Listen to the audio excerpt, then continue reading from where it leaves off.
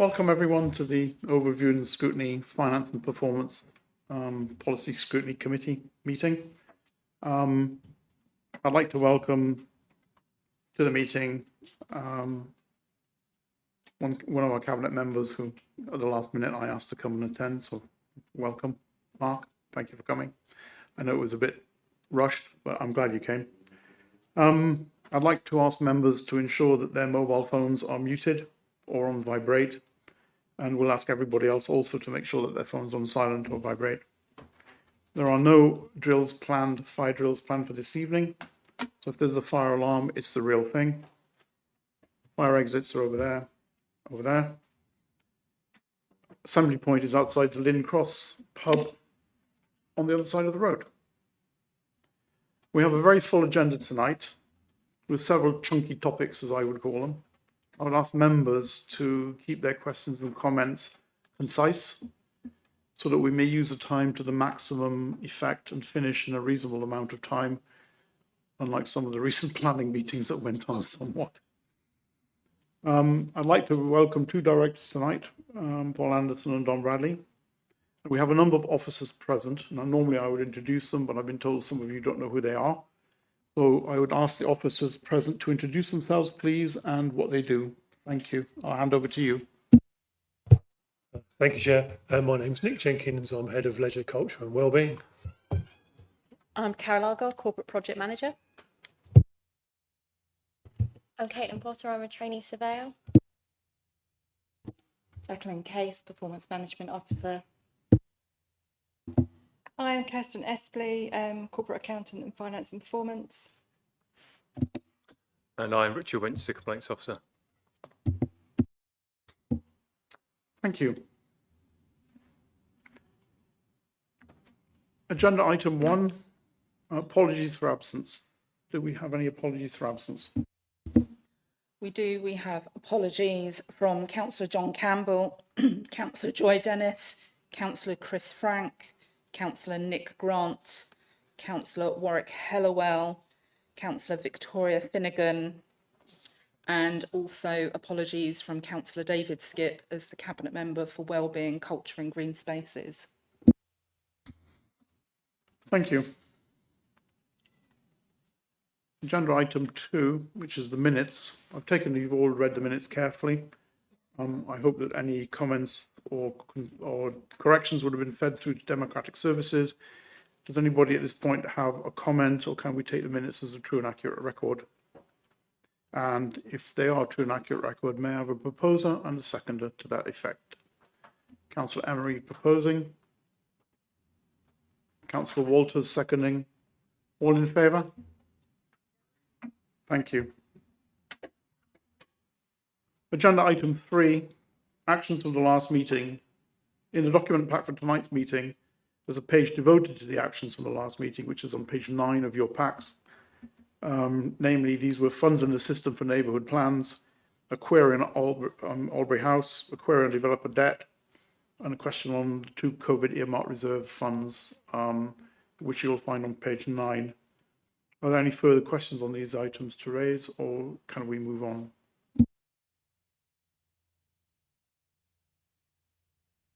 Councillor Knowles. Thank you, Chair. I wondered whether it's possible to get some clarity on the possibility, given the lease restrictions on the number of subtenants, to let the space in, how likely it is that we will be able to let the vacant space in Albury House on a commercial basis. And if it is possible, when will this be envisaged to happen by? Thank you.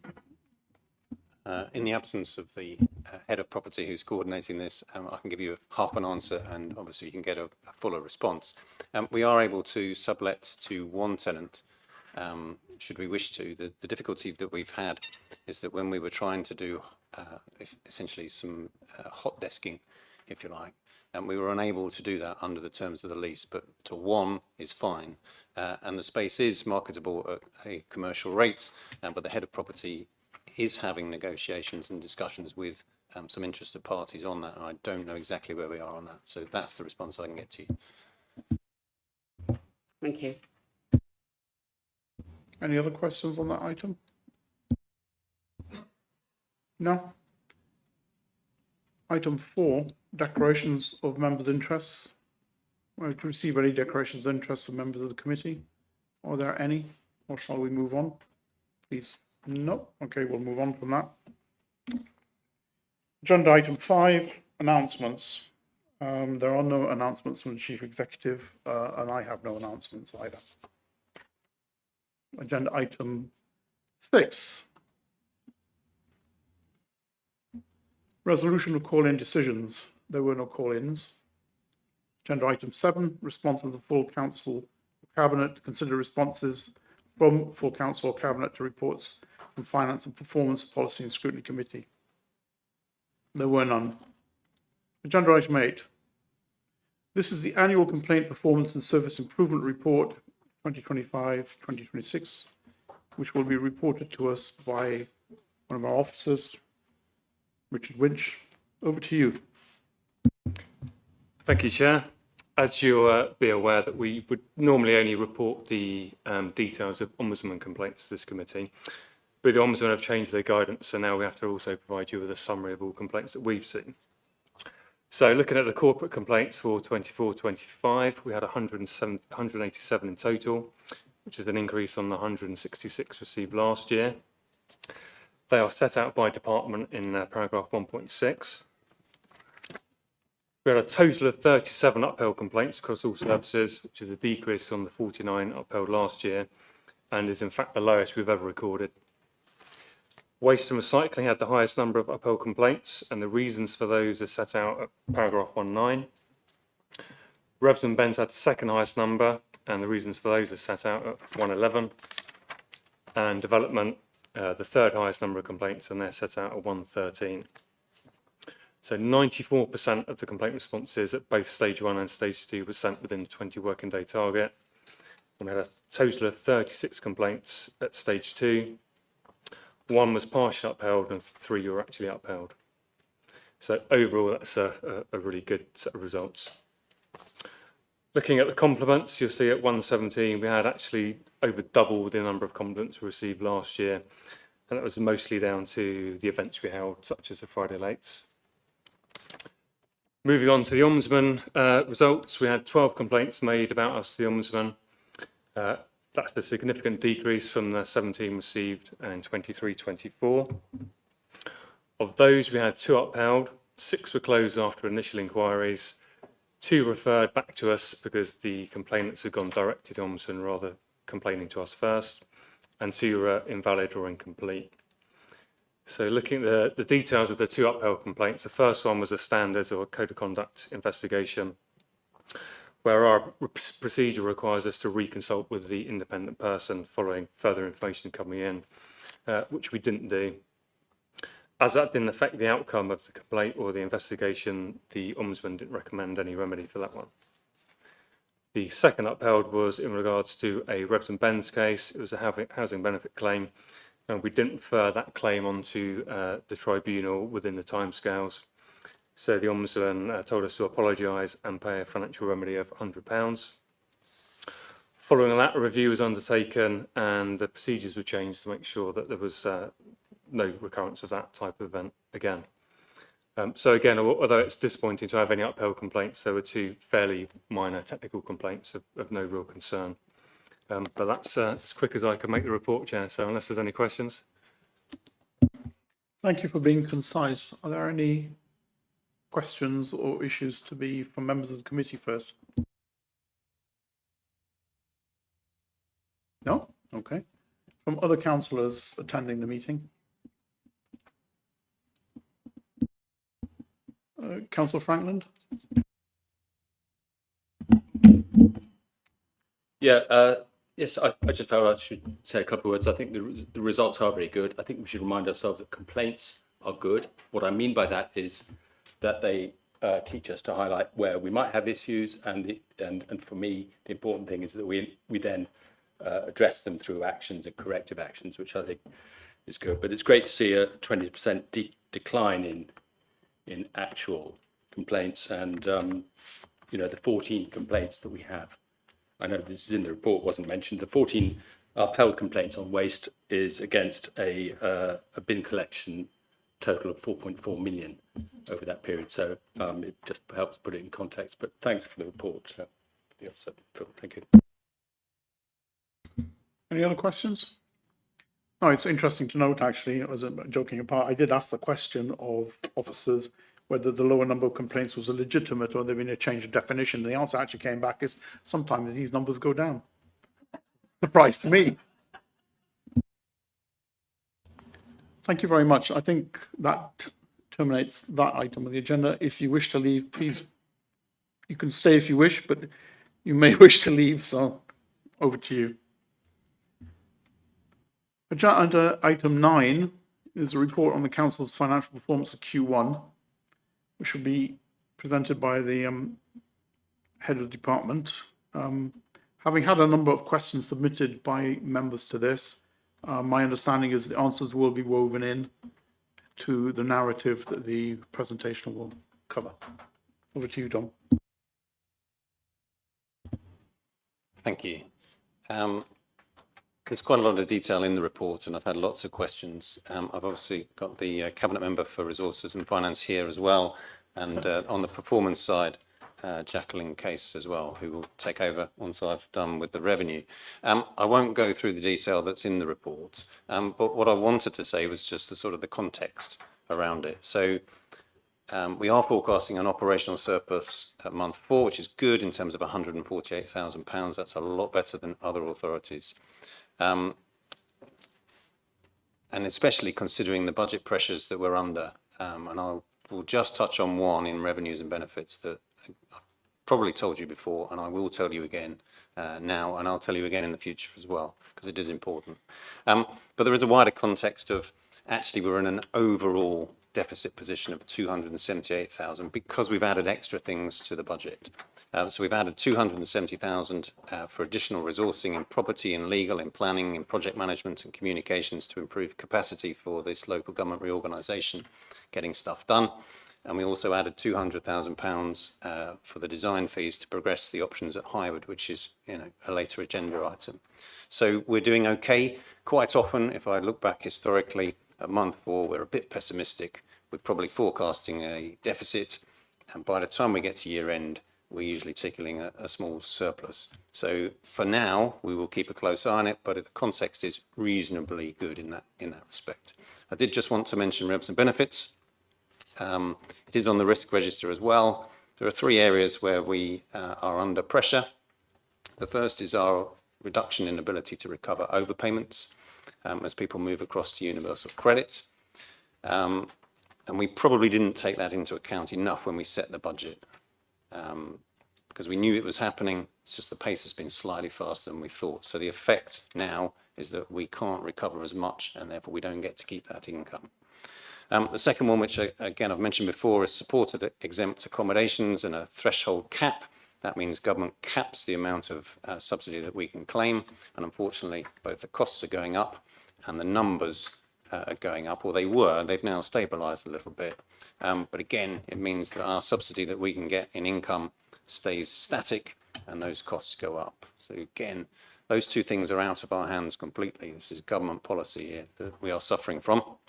And the third thing is just in terms of costs of resourcing things. So we've had a little bit more sickness in the team. The team's under pressure because the volumes are going up. There's more correspondence happening. People are getting less good at providing all the information up front. So we're backwards and forwards and backwards and forwards. And once you start to get a build up there, people also contact us to chase the initial. So we're going around in a little bit of a circle there, and that will have a knock-on effect on the performance side as well, which you'll see later in terms of the processing times. The time has grown. It's now stabilised again. We've sort of hit the limit. We always expect to peak after billing or annual billing. And it usually comes down a little bit quicker than it is at the moment, which is why we're on amber on that as well. That was all I was going to say in terms of the revenue side. I don't know if there are any questions that anyone wants to draw out on anything so far. Should we move on to capital? I'll take that as moving on to capital very quickly. So capital expenditure at month 4 was £3.3 million. That's 19% of the revised capital programme of £17.7 million. And you'll notice that figure has gone up from various things that have been added to it and reprofiled since we set that figure of 15.6 million in February as part of the budget setting process. And those are changes to the rec rooms, the Capitol, Highwood, affordable homes and public realm. And some of those timings have moved. So you'll see within the report how that sort of moves from one figure to the next. The one thing I would say is officers are currently, and in my opinion, very optimistically, forecasting spend of £16.9 million, which is 95% of the annual budget. Experience tells us that, if we get anything in the 70s to 80, I would be absolutely ecstatic. I'm hoping I'm proved wrong. Some of the spend is profiled towards the end of the year, but that only puts further pressure on the end of the year. I don't think we were sufficiently in front of the curve by the 1st of April, which is why I think that percentage will come down. But we are putting extra resource in. We have done in property, certainly, and we've already recruited an extra person into property, and there is one being recruited now that should come in. But of course, we're already in month 5, so, in theory, we should have been doing that before the 1st of April, ready for the year. So again, we're a little bit behind the curve. But officers are trying to spend money, and I'm clearly trying to stop them. Any questions on the capital side?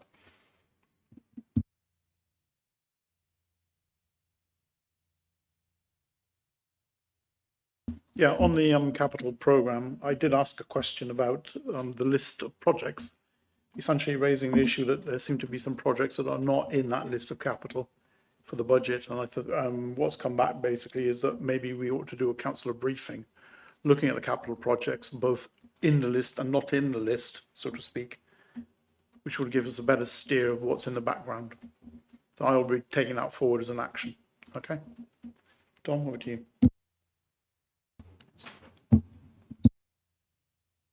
Sorry, Councillor Hogburn. Apologies. Thank you, Chairman. I did raise a question which I think the Director of Resources has tried his best to answer, but 95% seems a ludicrously high target, and I would agree that the spending at Q1 would indicate that we're not on target to get anywhere near it. I noticed that obviously at full council, both opposition leaders and were supportive of doing as much as we can with the capital project over the next 2 or 3 years before the councils are abolished. So it's slightly pushing an open door, but the chairman alludes to capital projects that have dropped off the list, things like Horsham Perimeter Park, which some people might know is close to my heart, but there are capital projects that dropped off the list that aren't achievable, and the workload of property department does appear stretched, and one member of staff is great, but I guess the feedback for me, or the challenge for me, is that is that enough resource going into that department? If we're planning to fail, what can we do about it? Because to do nothing is the definition of insanity. If we do the same thing, expect a different result. So obviously feedback from me, that stretch target looks totally unachievable. We haven't achieved it in the last 10 years ever, unless we do something different. That same is going to happen this year and next year. Thank you, Chair. Do you want to come back before I chip in? We are also using more contractors as well, and consultants, which I should have probably mentioned at the same time as our internal resourcing. So we are across the various projects, and some of those might be in sustainability where planning are involved, property are involved with that as well. But we're also outsourcing extra there as well. So there are 2 or 3 extra contractors and consultants that we are using than we normally probably would do in a standard year. So we have increased the input on both sides of these things. Unfortunately, though, it does come back to the fact that property is a little bit of a bottleneck because they get involved in lots of different projects. And quite rightly, because sustainability of changing some boilers in one property, you need different sets of teams. You can't just say to the sustainability team, go and do that. It needs the property expertise as well. So they are a bit of a pinch point. We are increasing the resource there. Have we increased it enough is probably the right challenge. Thank you. That's reassuring, because I think we'd mentioned some time ago that if it was necessary to get extra resource, that it would be a good thing to go and get it, even if it was putting people on temporary contracts to do it. So I'm partly reassured to help that. to hear that. For every extra, though, it obviously costs you to do so. So any councillor comments before I move on to the cabinet member? No? Mark, any comments? Thank you, Chairman. Yes, I'd also add to that, as well as having an increase of full-time equivalent staff from 9.6 to 11.6. We're also making use of quite a large number of consultants on this, who are obviously on temporary, there on a temporary basis. But just to respond to Councillor Hogman's reference to 95% being unachievable, well, it starts off at 100% because that's what you do when you set the budget. And as the year goes on, you are hit by events of one type or another, and various blockers and restrictive things that come in. And so, yes, it's never going to be 100%. And I don't believe it's likely to be 95% either. However, it can be, and this is what we've achieved in the last couple of years, in the high 70s, which I think is a reasonable target to go for, given that in the first year when I came into office, based on the previous budget, it was, I think, 48%, which sounds pretty dismal to me. So if we can get in the high 70s or even into the 80s, then we will be outperforming just about every other council in our area. Thank you. It also depends on what capital projects we're talking. I guess we'll call this 100% a stretched target, shall we? And then we'll see how it comes out.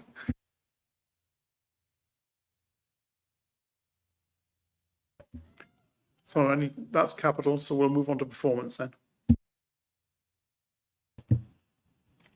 So at the end of quarter 1, we had 3 KPIs rated as red, 4 as amber and 16 as green.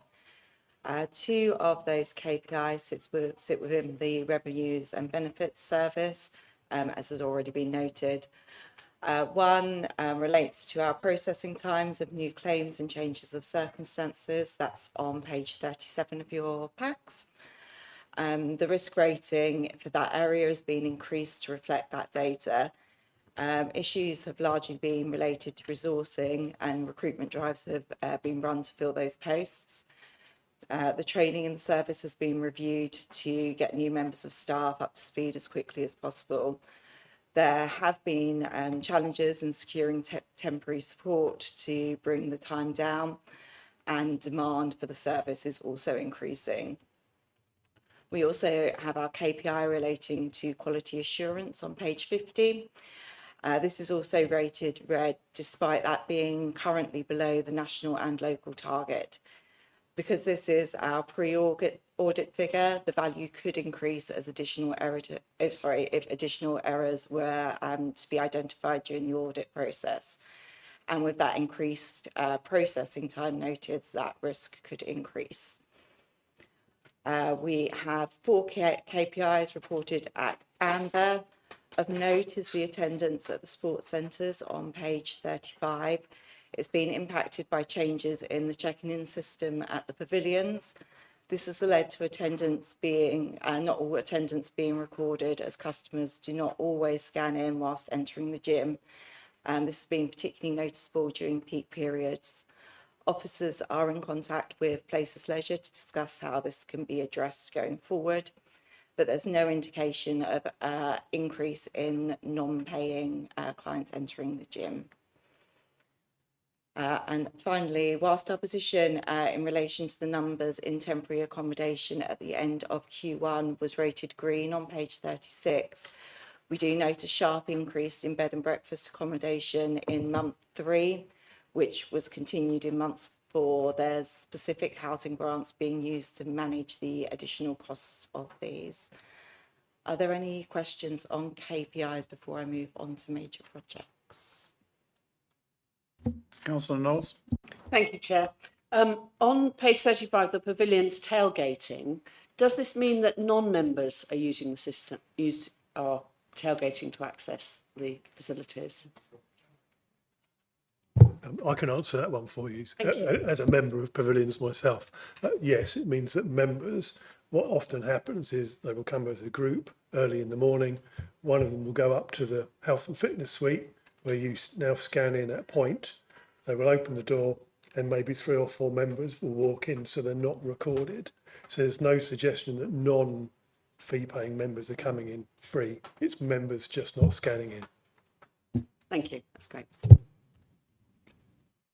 Any other questions before we move on from committee members? No? From other councillors?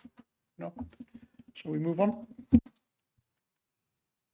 So, major projects which are currently in progress are listed in Appendix E, that's page 53.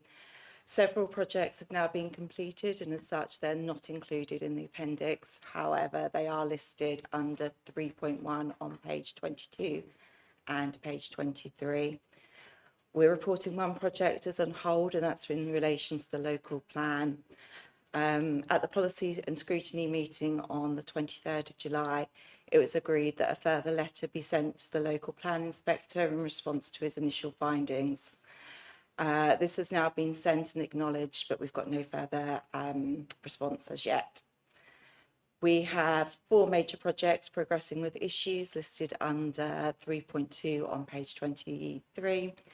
The key ones being that fair funding 2.0 may impact the financial modelling previously drafted for local governance reorganisation. The Carfatch, Bishoprick and Worthing Road public realm projects have delays to design due to design changes at Reba Stage 3, which may impact the overall timelines and budgets for the projects. And delays in budget approvals and the time needed for the tendering process will likely impact our new affordable homes on the land at Duke Square. Are there any questions on major projects? Councillor Jeffrey? Yes, thank you, Chair. Just a question regarding the affordable homes project at Duke Square. Just trying to get a sense of just a reason why it's been reduced from 10 to 9 affordable homes, and in regards to that, in terms of the period, the 18-month period to complete the tendering and budgeting process. Does that include, is that 18-month period referring just to the time being taken to tender the contracts and budgeted, or does that also include construction time as well? So, i.e., are we going to be expected to have in that period any construction taking place? It was just more of a clarification on that. Thank you. Shall I answer that one? The reason it's moved from 10 to 9 is through the planning process. So the application was submitted for 10 units. There were objections received, and the scheme was redesigned down to 9, which is, I think, acceptable. It's going to planning committee this month, I believe. In terms of the nuts and bolts on going forward with appointing a contractor and commencing the works, I'll need to get a written answer from the head of property for that, Councillor Jeffrey. Do you want to ask another? Yeah, it was just a quick follow-up on that one. You just mentioned that it's been reduced because of objections. Was that because of potentially with the original plans intruding on someone else's property, or I'm just trying to work out what objections might mean that we have to reduce it. But the only reason I'm kind of being hung up on that a little bit is because obviously we know the size of our housing waiting list as it is, and it's just a concern of mine that if we did that on every single project and started reducing the number of houses we were planning to provide because of pressure from, well, it depends on the reasoning really, I suppose. That's what I'm trying to get down to, is I'm not aware of the reasoning for it, or the objection, or the nature of the objections. That's what I'm trying to get a sense of. Really. I'm sure there's a reason for it, but it's just for my own understanding. Thank you. This might not be the official planning term, but it's overlooking, so that there was one of the units would look into an existing property's windows, essentially. So that was why. Any other questions from committee members? Other councillors? No? So move on.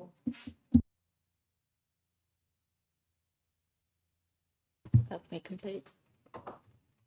Wow. Well, I think we're done. Again, the same, if you wish to stay, please do. And if you'd like to go echo as well if required. Thank you.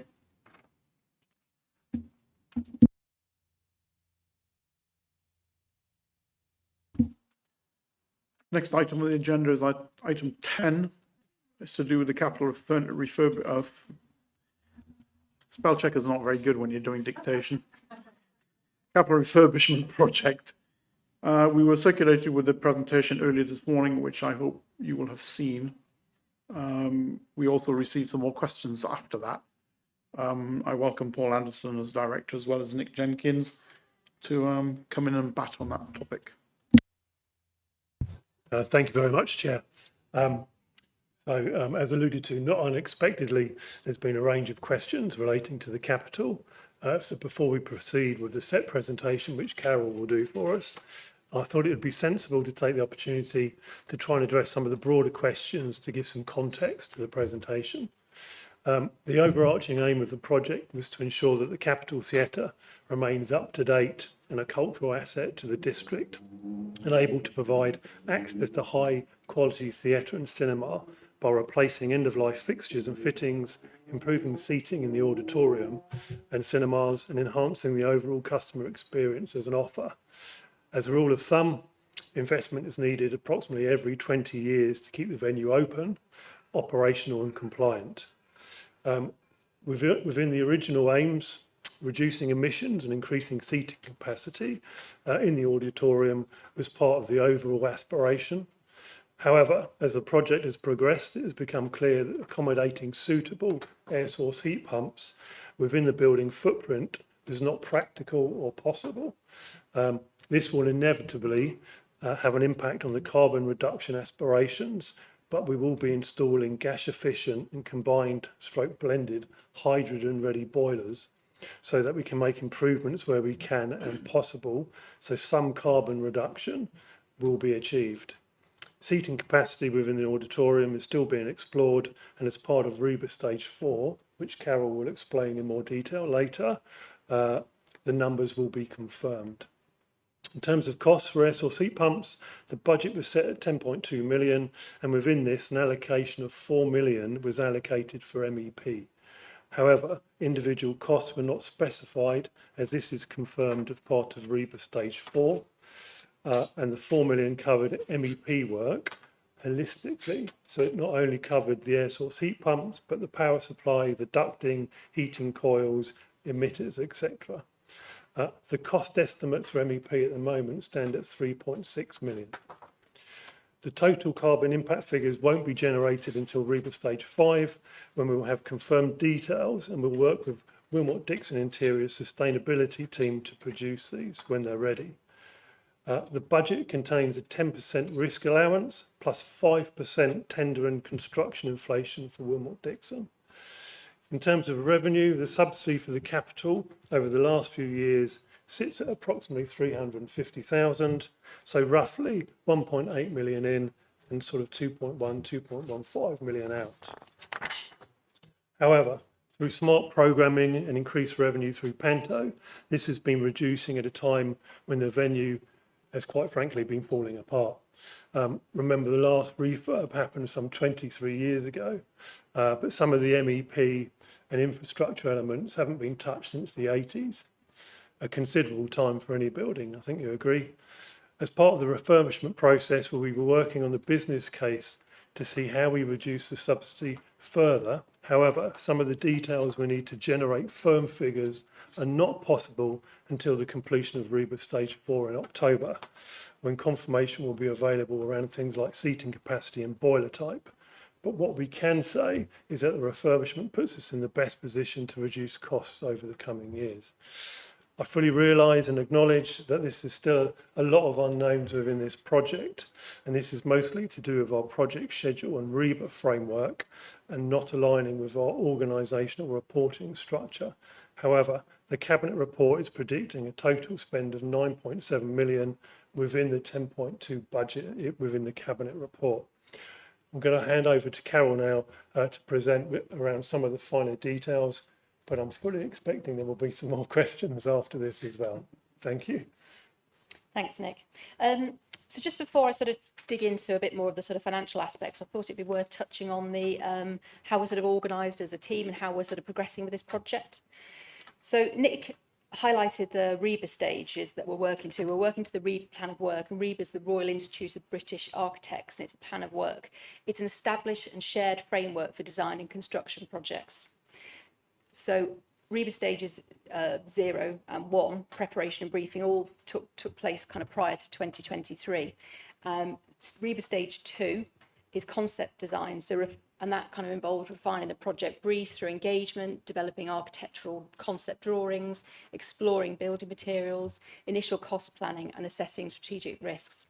REBA stage 3, which we've just concluded recently, is a spatial coordination, so looking at developing a spatially coordinated and validated design, undertaking engineering analysis, testing the design against the budget, and cost information refined. So costs at this stage are based on up-to-date market information, industry knowledge at stage 3, but cost certainty isn't confirmed at stage 3. This comes at the end of stage 4, where the procurement of various elements is competitively tendered. And stage 4, when we move into it, which we're moving into now, it's technical design, so developing the architectural and engineering designs into comprehensive, detailed information for construction. And the end of stage 4 is a robust, buildable package ready for tendering and construction. So if I just sort of highlight where we've got to, the first 2 stages of the project, obviously stage 1 was undertaken prior to 2023. There was originally, with the original project scope, there was a budget of 10.7 million, and that was agreed by Cabinet and Council in early 2024. So we got to stage 2, then we got to stage 3. At stage 2, when we were previously working on the original project, that was broadly kind of aligning with our budget. But then when we got to stage 3, the original scope was projected at 13.3 million, and this was only for the works with the contractor and didn't include the elements that we would have had to progress separately. So, for example, the audio visual upgrades, the technical upgrades, advertising signage, and all sorts of that. So there was another cabinet report after a period of rescoping. There was another cabinet report agreed in March early this year, and we proposed 2 phases with some preparatory work this year, which included the roof, auditorium, seats, and main construction works scheduled for next year. And of course, this year we've had the time to undertake the surveys and the validation to support the design work because of the downtime of the venue that was already sort of scheduled. So I must move to the next slide. So as I touched on previously, the original project, as I say, REBA stage 3, we have actually been moving really, really quickly on this project. So REBA stage 2 was undertaken April to July last year. REBA stage 3 was scheduled for July to November, but on receipt of that updated stage 3 cost plan, the project was terminated. So post that termination, we've been looking at the project scope and understanding what we could take forward, looking at the procurement options, and that was undertaken between October and January. Earlier, towards the end of last year and this year. The surveys and validations, and they were extensive surveys and validations of the venue, that took place between March and April. We've completed the stage 3 in August, and the stage 3 design completion is just coming to a close now. There are some outstanding queries that we're working with the design team on the auditorium seating, but the stage 4 cost plan is not due until the 9th of October. So this is the stage 3 cost plan that we're presenting. And then just to give you an idea of the programme timelines as well, construction contractor appointment is planned for November, and then the construction is due to start on site in January, and that will run to October. We've got a practical completion and handover schedule for October to November. I would highlight that whilst the scope of the project has changed, the timeline for delivery has always remained the same. It's always been autumn 2026, and we have been moving at pace to deliver this project and working with the working really well with the design team to deliver this. I did touch on the REBA design stages earlier because I think it's really important to understand actually that the cost planning and how that's developed over each REBA stage. So we've completed the stage 3, and that's what we're presenting today. And the professional design team we're working with, the contractor, they have worked really hard to give us the latest industry information. There is sufficient contingency factored in, project risk and inflation has been worked into those projections. And as I say, cost certainty will come at stage 4 when we reach that point in October. There will be changes to the cost projection, bearing this in mind, but the project team is certainly confident that the total project cost will be brought within budget, and there will even be opportunity for betterment in the cost projection in some areas because of that competitive tendering process that will take place. And so just to give you a bit of an idea about how the project team is working, this is a highly complex project. It is an old building with old parts of the MEP, and some of it, and the MEP is the mechanical, electrical and plumbing aspects. And these actually do date back to 1983, some aspects of it. And the focus of the project team is to deliver the right quality, value for money solution working within the agreed budget. Every area of spend is challenged by the project team to understand and to be satisfied with where spend is. So as a project team, how we're sort of put together, there's a project sponsor, Director of Communities, obviously Nick, Head of Leisure and Culture, working with the Capital, Venue and Productions Manager, Head of Property and Facilities, Head of Finance and Performance, who sits on our project team, forms part of the core project team, the Procurement Manager, obviously myself as the Project Manager, and we do pull in other specialist staff as well. So we have a dedicated senior contract solicitor that's working with us on this, and also we're taking advice from people in the property team and the capital team to inform the project. And we're working very closely with the contractor, meeting weekly, and everyone on the project fully understands and is reminded of the budgetary envelope. Because of the high profile nature of the project, we've had 2 internal audits. We're currently undergoing the audit for 2025-26, so we haven't got the results of that yet, but we did have a reasonable assurance, which is pretty positive, for our internal audit in 2024-25.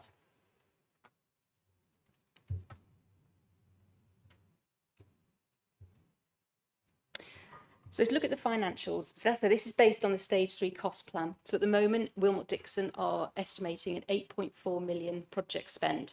There is also the project spend to date, and that includes a number of items. It's the fees previously incurred on the previous project. We've also got other items that we've had to cover, like for example, the projectors, which obviously failed earlier this year. So there's a number of other items we're having to progress. And there's the items outside of the construction contract as well. So, for example, the roof repairs, the survey costs, extensive surveys and validations. There's the audiovisual and stage equipment. So that is at the moment projecting a total spend of 9.7 million. And then the table on the right is a very sort of simplified version of the cost plan that we've been provided from Wilmot Dixon. So the building works are projected at just over 5.2 million. Obviously, they look at the superstructure, so the structural framework of the building, the internal finishes, the furniture, fixtures and equipment, and that obviously includes the theatre and the auditorium, the cinema seating, the MEP services, the mechanical, electrical and plumbing, and as that is at 3.6 million and does actually form 69% of the net building works, the net project costs. So if you just look at just the building elements before you have sort of the contractor's prelims and the risk and inflation. The external works 40,000 and facilitating works 120,000. So there is some small rounding errors in there, so please forgive me for those. So items outside of the main construction contract include the roof repairs that we're undertaking this year. There's advertising and signage costs. There's audio-visual costs, kitchen and bar and box office equipment. And as I said, the mechanical, electrical and plumbing is forming a really, really big part of this. And actually, so a lot of what needs to be done to the building, people won't actually see. And it is extensive. And I'll touch on that in the next slide in a minute.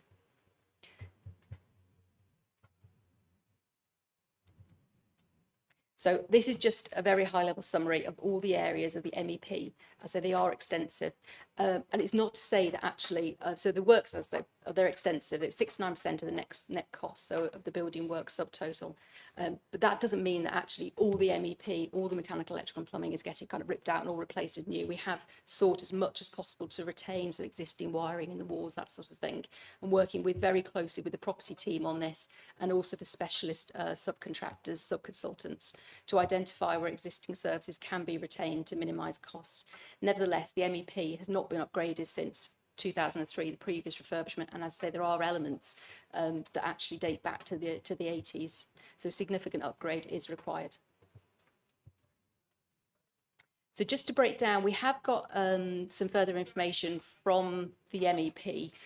At this stage, the previous stage, when we actually had the 10.2 budget, we weren't provided with a breakdown of the MEP for the 4 million. We have a very high level breakdown of the MEP now, and that broadly consists of the 1.64 million, and these are the upgrades that are required by rooms. They've looked at, for example, if you look at this list here, they'll assess room by room. Oh, it's moving around.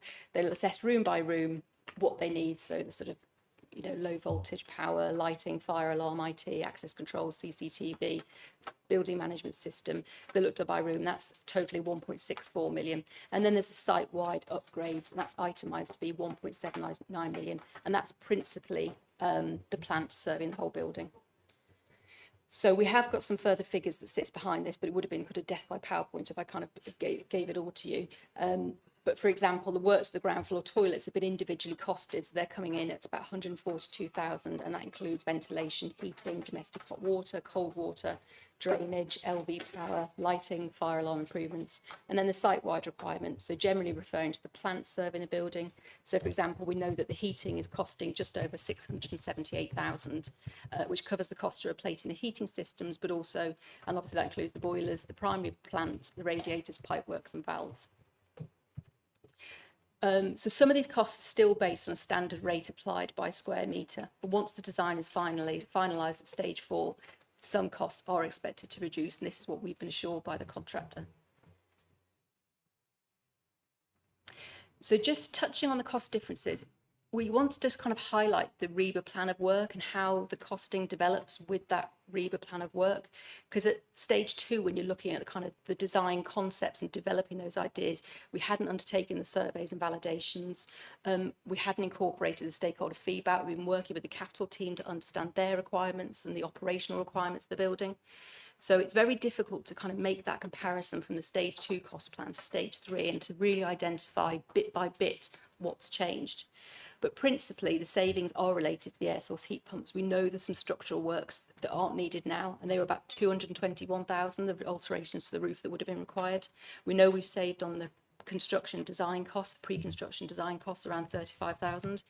We know that the electrical power supply to the building would have been extensive, and we didn't have a costed amounts that was separately, and there was further queries about whether we need a substation. So there was an allocation by the contractor within that, but we didn't really have the details of that. But we know there's been a saving there. And there's also been other works that have been identified following the surveys and validations conducted between March and April. We know we needed man-safe repairs. There's been numerous collapses in the drainage and lots of repairs needed there. There's a number of regulatory items. And there's also some other items that we brought into the scope that weren't originally within the scope with Wilmot Dixon. So, for example, the theatre seating, we were looking to progress that this year, but because of the kind of timing and the procurement processes and actually the design work that we would have needed to undertake, it was too much of a risk to undertake that this year. So that's been brought into Wilmot Dixon's scope, and also the house lights. And that does incur some additional fees when you're looking at kind of the inflation contingency that they factor in, and also the public procurement framework that we're working with, some fees there. And there's also some other design aspects that we've included. So, for example, the accessibility in the auditorium has been improved, and also the revolving doors, where we took out from the scope, from the original scope where we weren't addressing the glass frontage, but we have now incorporated the revolving doors to the front of the building because of safety aspects. We know this is an additional cost of about 100,000. So none of the design costs or design choices that have been made have been unnecessary. They've been necessary, and they've been developed and evolved with that design work and with that engagement with the capital team as a project team, and also based on the findings from the surveys and validations. So I say the total project cost of the projection at this stage, REBA stage 3, is 9.7 million. This represents a reduction of approximately 500,000. This will change, but we are confident as a project team that the total budgetary envelope of 10.2 million will not be exceeded. And of course, we will closely monitor the budget and identify any savings wherever possible. I think that's most of it. I think that's any questions of the next one. Yes. So I hope the presentation's been helpful. I think Nick, Paul and I will be pleased to take any questions you may have. Thank you, Carl. Before I go to the councillors, I'm struggling a bit with this one. So my understanding of the project was, one, there was a carbon saving that we were aiming for. And what I'm getting from this is the carbon saving can't be determined at the moment, but it's not going to be much. If I'm being harsh, please tell me afterwards. The other one was more punters in there, in comfort, to up the income, but that's not clear either, is it? And I also thought we were trying to reduce the subsidy to the facility. That doesn't come across in the presentation. So maybe on those 3 points, you can sort of set my mind at rest. And finally, is it 9.7 million? Is it 10.2 million? What's the final cost? Because I'm losing track. It's unclear to me from when this project kicked off to when it's going to finish, what the total bill is going to be. So maybe you can clarify those points and then I'll open up to the floor. Thank you. Thank you, Chairman. So the objective of the project has always been to invest in the theatre so that we have a theatre for the future. The Capitol Theatre, as it currently stands, is nearing end of life for many aspects of its operation. The project was all about securing the venue for the next 20 years. As part of that, we had a clear objective to meet our net zero objectives. And that's just fundamentally not possible through air source heat pumps. There's two clear reasons. One, the number of air source heat pump units we need would not fit on the roof. So it's not happening. Even if they did, we wouldn't get planning permission because of the flats that have been developed next door. There's an impact on the right to light and they wouldn't receive planning permission. So whilst disappointing, it was very clear that's what it was. And therefore, we've had to go for the next best option, which is gas boilers. They will be hydrogen ready to an extent. Also, they will be far more efficient in terms of how they work. So at the moment, our heating system, I think, works for about 60% of its capacity in terms of block pipes, bits of things that don't work. So what we will have is a gas boiler that works far more efficiently than it does at present. Okay. And we will have the carbon impact for you, as Nick said, during REBA Stage 5. In terms of bums on seats, was that not the official description? I tried to be more delicate than that. Sorry. But that was the gist. There had always been a desire to increase capacity to the maximum level we could. And back in the early stages, it was around looking at, is there a number we could get to in that theatre that will take us to the next level of act? And I think there was a desire to reach a number that would bring in. And frankly, that's just not possible. I think we'd probably need to look at 800 seats before we could move to the next tier of act into the venue. And that's just simply not possible. Now, with the project as initially scoped, 18 months ago, there were going to be some significant changes proposed to the auditorium, which would include taking out all of the wooden framework and replacing it all. That would have allowed us to increase capacity. Where we're at now is we expect an increase in capacity. Right now, I can't tell you what that number is going to be. We've identified the preferred seat, so we need to work with the seating provider, and they'll map out the shape of the venue from a seating number. And also, and we'll get onto this in Wednesday's P&S committee, looking at accessibility, because we're significantly improving accessibility to the building, and we'll talk to Place and Communities members about that. Capital cost total. Total capital cost. The approved budget that was approved in the budget in February is £10.178 million. So that is the envelope within which we're working. The REBA Stage 3 cost is £9.7 million. That will change over the next 6 weeks, and we'll be able to say to you at that point that we're more confident that the budget will be whatever it is at that point. However, to be absolutely clear, we are working within that 10.178 figure. If at REBA 4, the number comes out at 10.3, then we've got work to do to engineer that cost down so that it comes within the council's budget.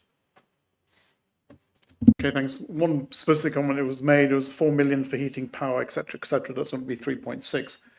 From my experience of capital projects, but all admittedly in industry, not in local government, the 400,000 that's surplus, presume what happens to that? How is that dealt with in the system? I think throughout the project, there are elements of it that will come in under cost. There'll be elements that come in over cost. So I'll come out in the wash. Yeah.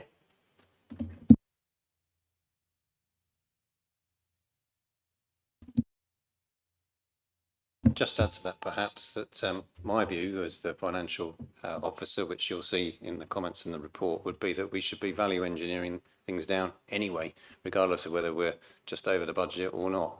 Even if we landed at £9.7 million, I'd be expecting to see that value engineered further down.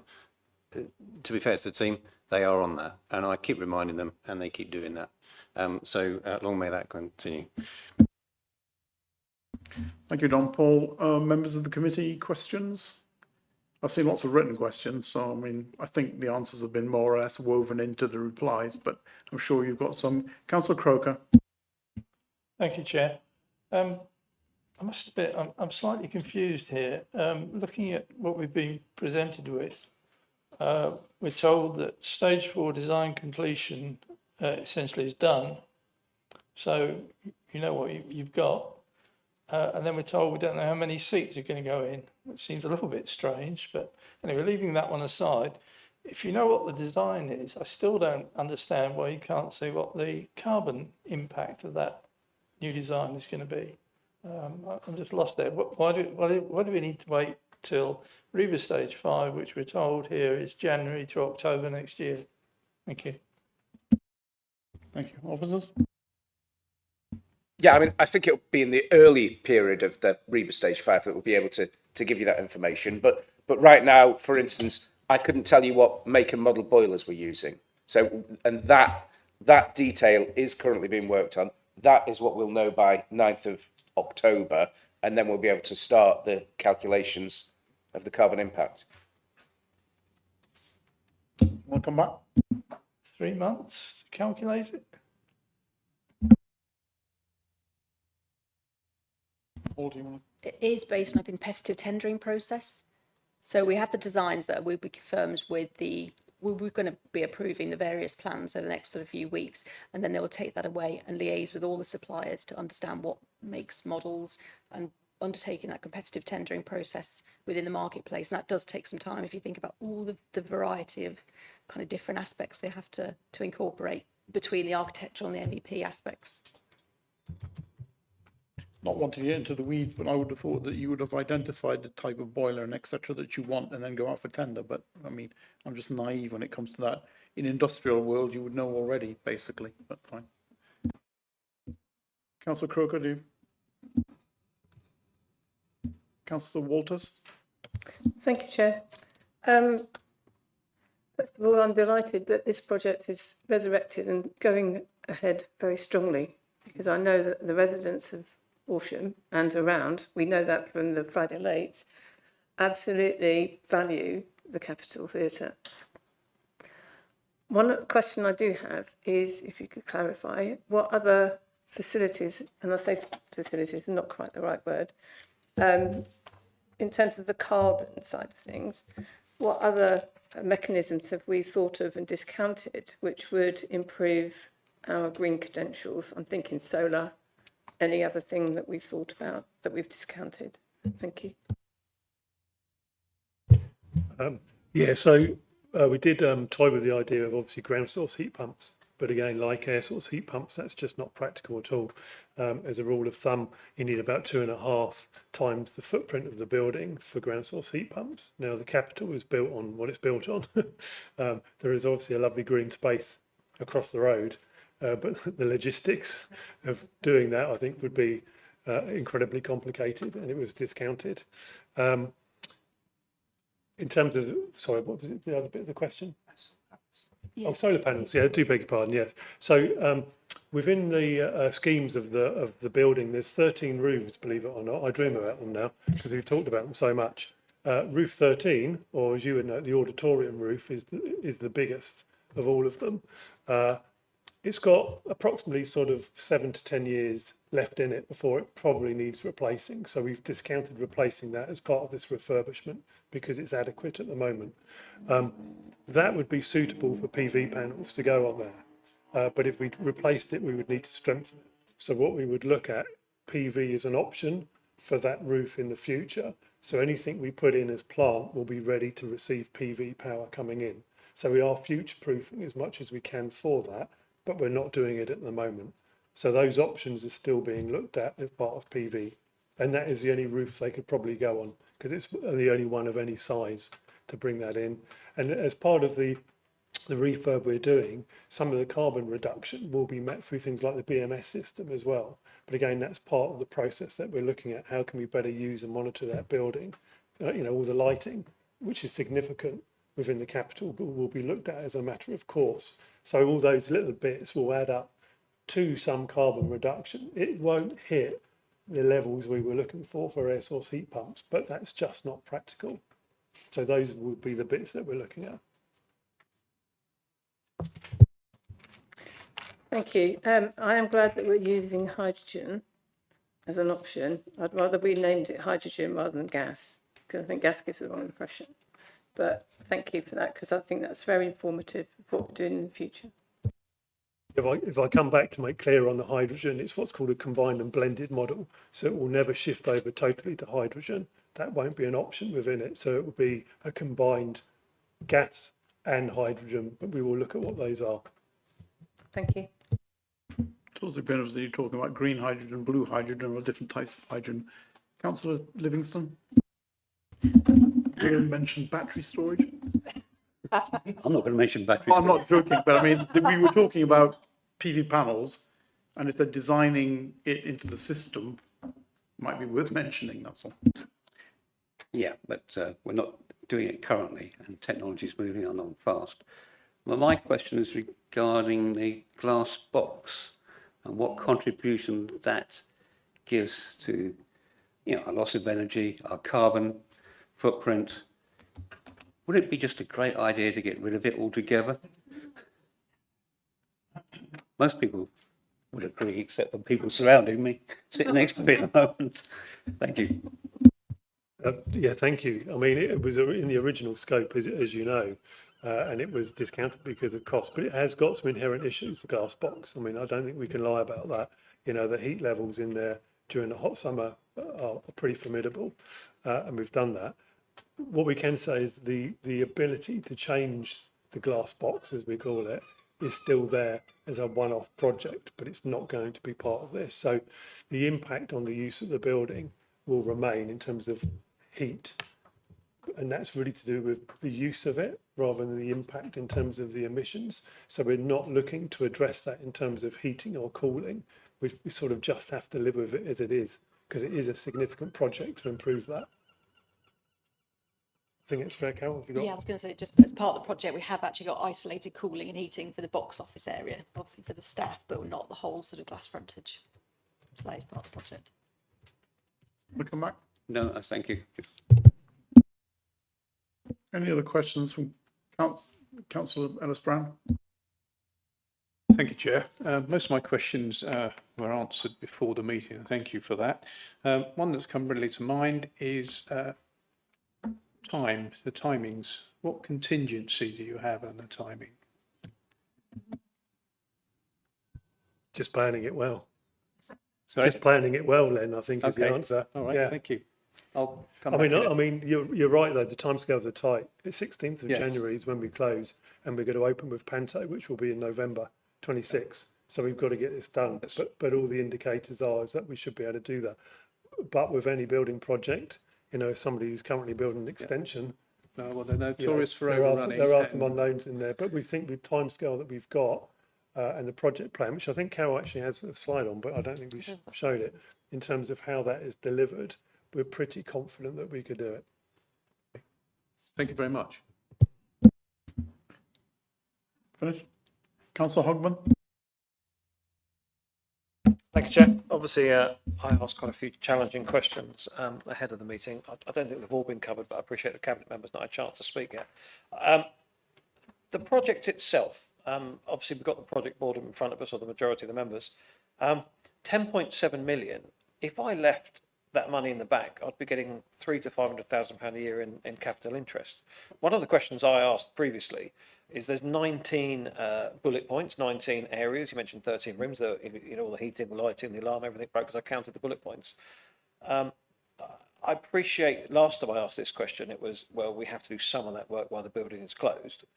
But why is the project got a definitive end date of, was it November, October 2026? Because if this was my building, I'd rather, if I spent £500,000 a year for the next 10 years, I'd still have £10 million of capital in the building. If we spread the project over 8 years, there'd be a £3.2 million saving in interest. I guess I'd love to understand, has anything changed within the project scope that is forcing us to do it while we're closed? And can that project line be extended to keep more capital in the bank so that we're spending interest and we're not spending capital investment? I guess it's more for the officers perhaps than the cabinet members. So the question around grant funding, again, Worthing Council got £500,000 from the Arts Council. Again, it's a question I asked the full council. I'd love to get a definitive answer to that question, that is it totally researched? Is lottery, heritage funding, grant funding, is that totally out of the question? Because again, this is a very large sum of money to be investing on this project without getting a definitive answer to that question. So lots of questions, perhaps the cabinet will come back to my sheet, I'm sure, at the end of the meeting. But if you can just ask those ones about project timeline, scope, and definitive end dates, and what actually needs to be done while we're closed, and whether that does need, could be extended to keep more capital in the bank for a longer period of time. I hope everyone understands what I mean by that. And it's the interest on the bank. If this was my house and I had £10 million and my wife said, oh, I want to build this extension, or I want to recarpet every room, it'd make more sense to recarpet every room separately, one per year, and I'd still have that capital in the bank, and I could spend the interest on recarpeting the room. In 10 years' time, I'd still have my £10 million in the bank. So if you can help explain to me why we can't do that, it would help. And what we do need to do while we're closed, why it's essential. Yeah, I will try. I think the answer is that your house isn't a theatre and open to the public, I guess. Every time you close the building, it's an impact on revenue. So we did actually look at, do we close certain parts, like do a cinema at a time and things like that. But in terms of getting a contractor in there to do that, the escalation of costs would be huge. I would look to the Director of Finance to work out what that would be in terms of whether you're putting money in the bank or not, but it would cost you a significant amount more to have a different phase of work every couple of months or every 6 months or every year to do that. So scheduling it in probably isn't an option to do, but again, I wouldn't have the return on the figures for you in terms of the investment from the bank. I would look to somebody else to supply those with the figures. Other questions were asked about funding. Generally, we have looked at funding. So Salix funding was explored initially within this project, but we weren't successful, so we applied and didn't get it. Part of that is because when you start a project, you can't then go for funding as well. So we're currently within this project to do it. So retrospective funding is incredibly difficult to get. So Salix was turned down, and we can't reapply for that because we're currently within the project as it is. We are looking at some of the funding for when we reopen, but that would be from a different model. The Worthing thing is an interesting one because of course that's a trust, that's a charity that got it, not the council. The council actually put money into that, didn't get it. So we're not a trust at the capital. Trusts can get more money, can get access to more funding, but that's probably a discussion for later about how the capital moves forward about getting funding. There was another part which I've forgotten, Tony, sorry. Sorry, thank you, Nick. Yep, I'm okay. I would just come in actually just to give you sort of some idea of complexity about the, if you take the auditorium, for example, we know that there's asbestos above the main auditorium. We know that the fibrous plaster needs surveying. And to do this, some of that work was scheduled for this year to do in that sort of preparatory phase, phase 1. But actually, you need birdcage scaffolding around the whole of the auditorium to do that. You need all the seats out to be able to do that. And you also... we know from the surveys and validations and where the asbestos actually is above the auditorium that actually we need a kind of crash deck for the contractors working. So it's a real sort of complex picture that you can't really just take sort of small elements of it. And the MEP, of course, is so linked that it's very difficult to take certain elements of that MEP and just to progress those. So it is and that's what we were sort of mentioned about highly complex project. It is very complex, it's very interlinked, and also when you have contractors coming in and out to do work, there is a cost associated with that. And actually, when you've got them all in, when the building is closed, it is easier, more sort of cost effective to do it in that one stage. Thank you. Any, Councillor Emery? Can I just ask a question in relation to the risk of not being open on November the 16th, was it? You said, given that 60 to 70% of the total revenue that we get from this comes from the Panto, and that we've had record numbers of people attending the Panto last year and indeed the year before, so we're getting immense support from the public to the Panto. Have you got any contingency plans in the event that that we fail, and also are there any financial penalties you're proposing on the contractors for failing to deliver, which would impact on the Panto season? Shall I come in with the first bit? Yeah, well, I was going to say, we have the planned completion is the 20th of October next year, and then there's a sort of terminal float. So that's an element into November where the contractor kind of reserves to then do the final handover. So there is already some mitigation worked into the existing programme. And do you want to pick up on that? Yeah, and the scheduling of work is important. I mean, I didn't mention that when I was previously asking the question around contingency for that.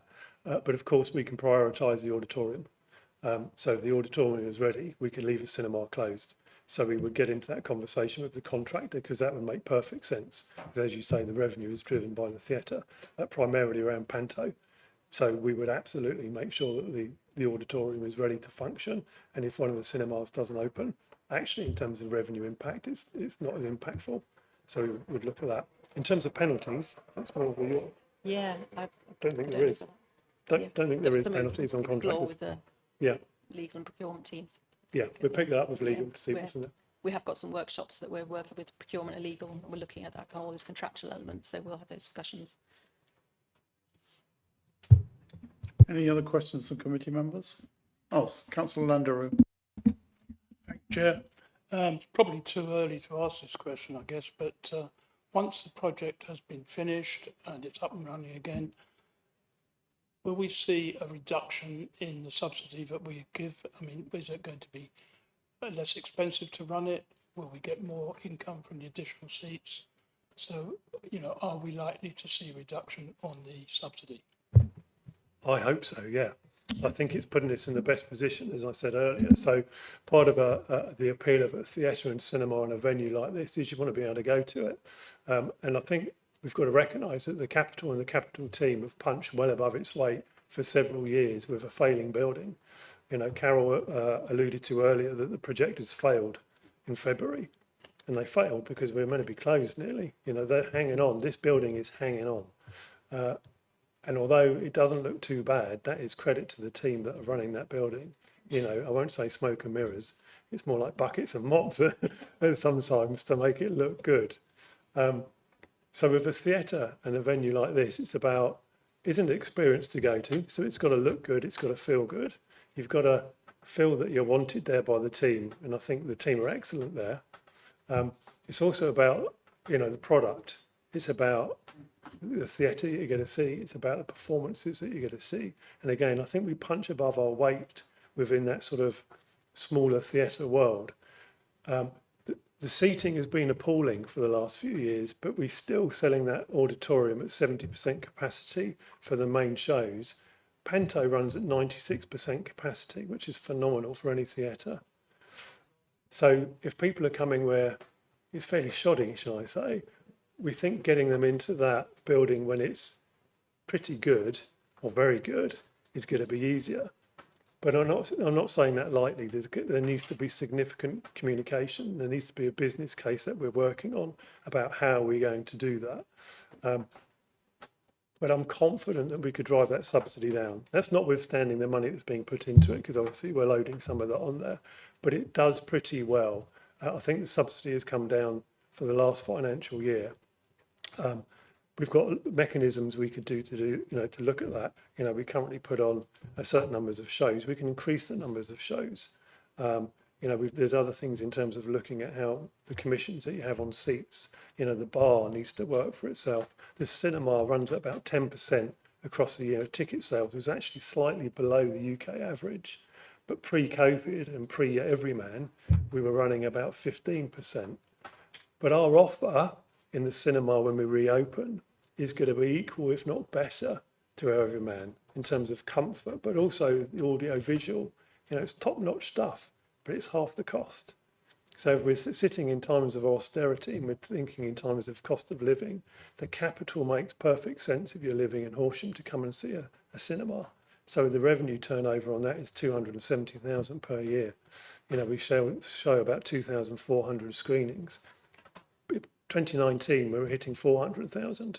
So there's some build in there to get people through the door. So if we can increase those ticket sales by 5%, 10%, then we do begin to close that subsidy. But we've got to work on the figures. But I think it leaves us in the best position to do that and leaves a really good offer for the residents of the district with a cultural venue which is second to none. Thank you. Yep.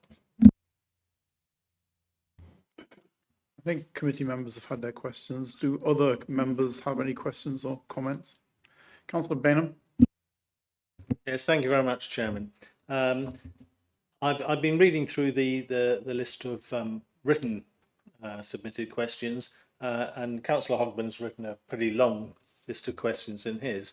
And as he says, most of that has actually been covered in the officer's responses. But there is one bit I just want to highlight and bring out because this hasn't been addressed. And this is, he asks, and it's directly a question to me. Given your responsibility for the council's finances, do you not accept that continuing down this path is financially reckless and that the only responsible course of action is to scrap this project and go back to the drawing board? Well, I'd like to answer that because I do not accept for 1 minute that the responsible course of action is to do what he says, and I think that actually be quite an irresponsible course of action.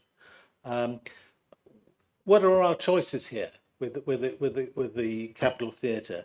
We can continue and continue to stick on duct tape when it's needed on the seats and patch up a bit of plaster here and there, which you could say wouldn't be that expensive.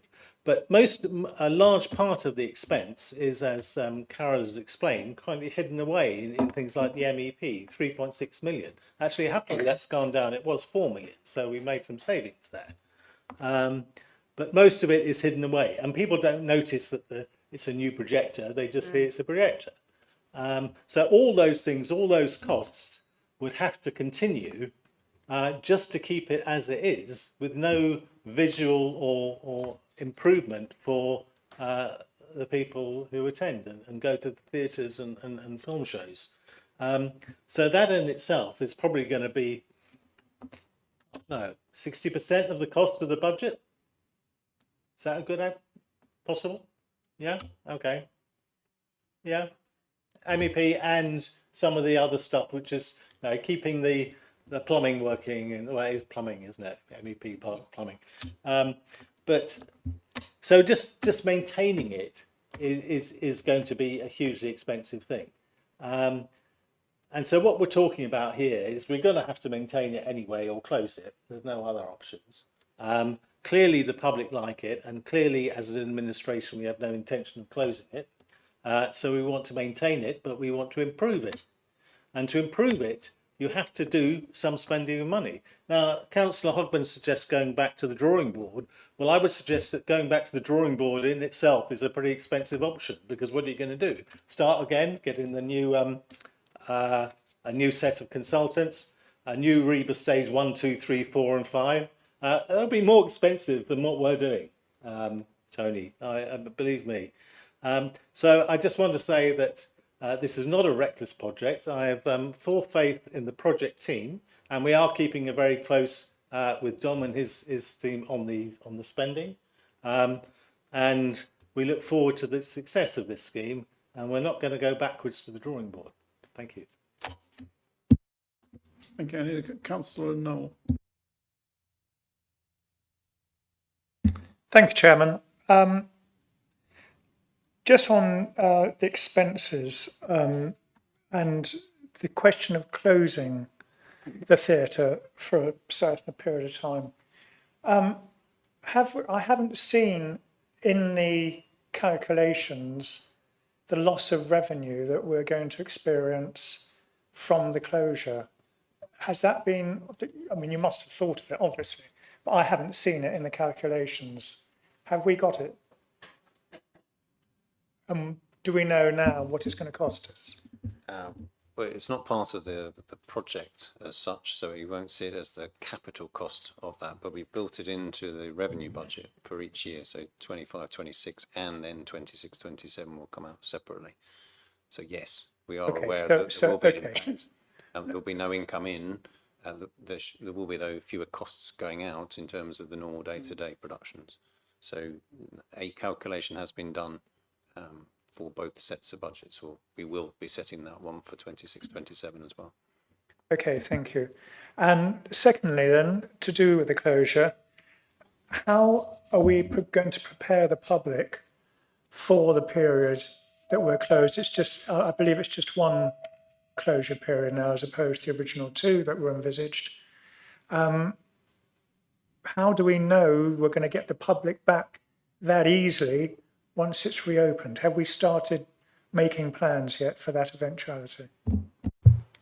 Yes, so the Capital already has an active website which is focusing on the refurb. So there's an option there to sign up and get updates, which I'm sure everybody's done. And it will tell you what we're doing, when we're doing it, and how we're doing it. Obviously, when we go into closure, that's going to go on to steroids because we'll be doing regular updates about what's happening inside. There'll be interviews with various people, including contractors and team, about what's happening.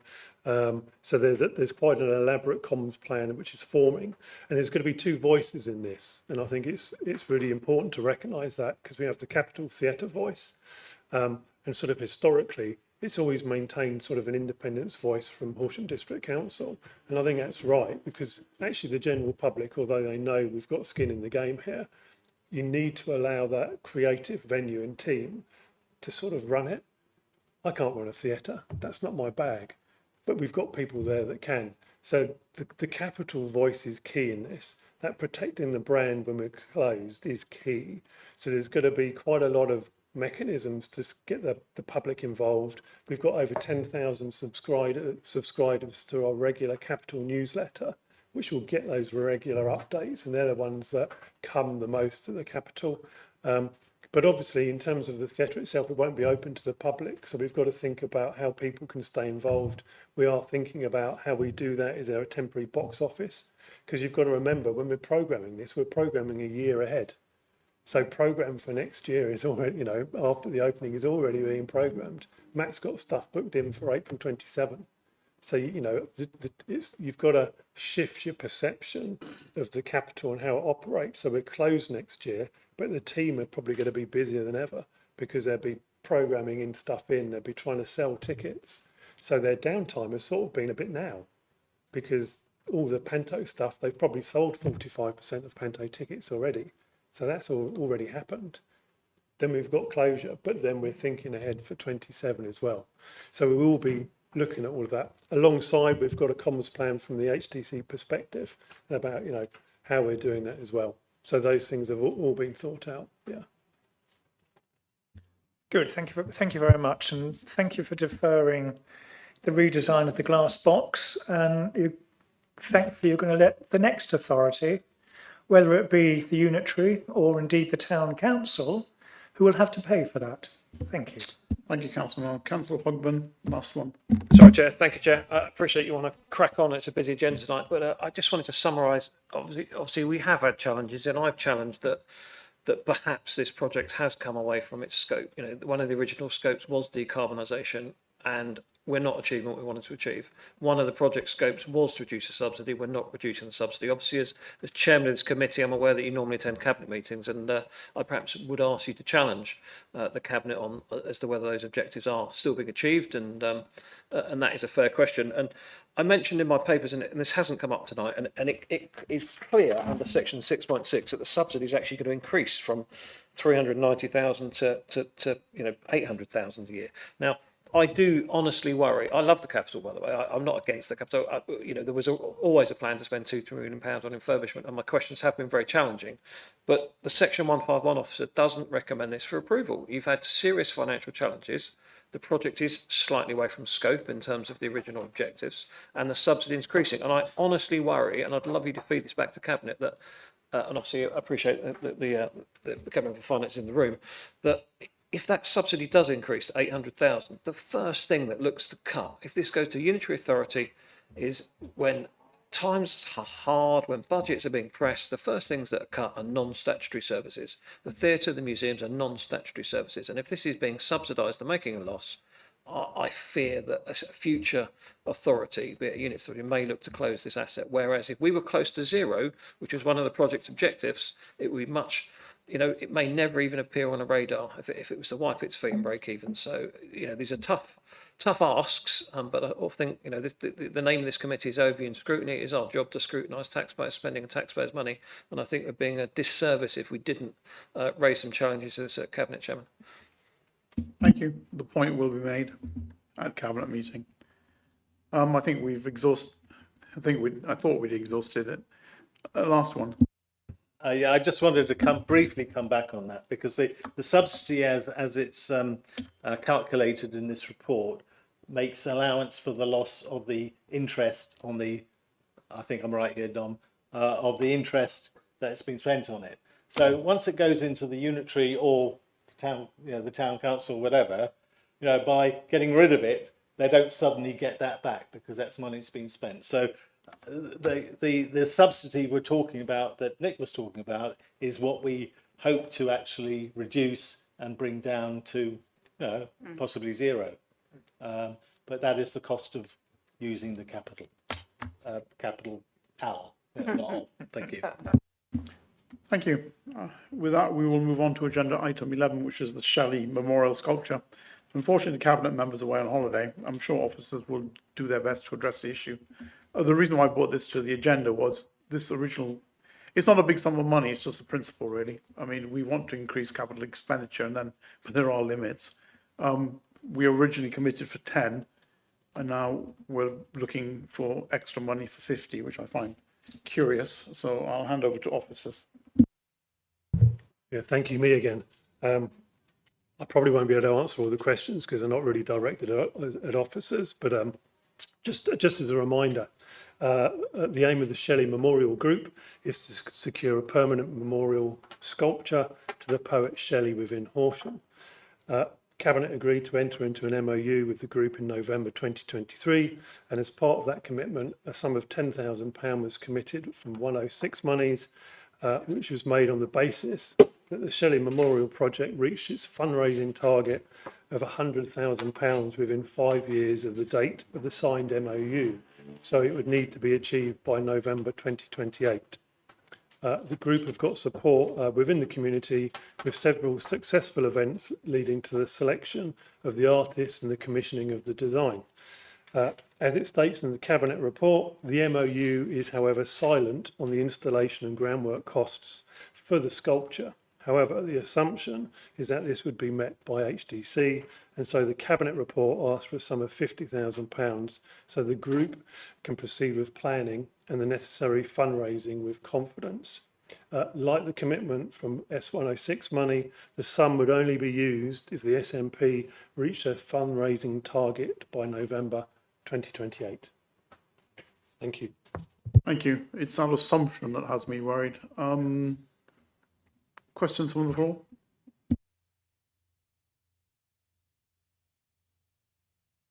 I mean, the reason for including it is investing more 106 money into this project. It's not clear in my mind. You said there was an assumption that we would meet the installation costs. Well, there is nothing in the written record of Cabinet meetings that says that.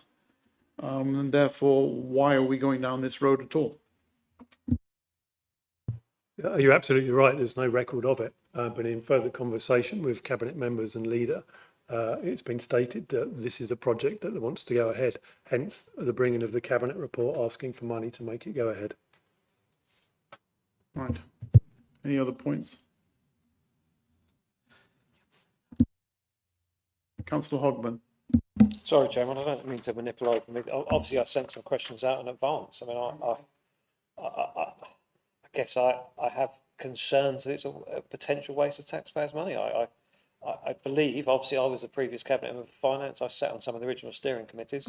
We agreed to support this particular monument. We agreed to give £10,000 to the towards this monument and look after the ongoing upkeep of this cost. Forgive me if I'm wrong, but that was my understanding of the situation.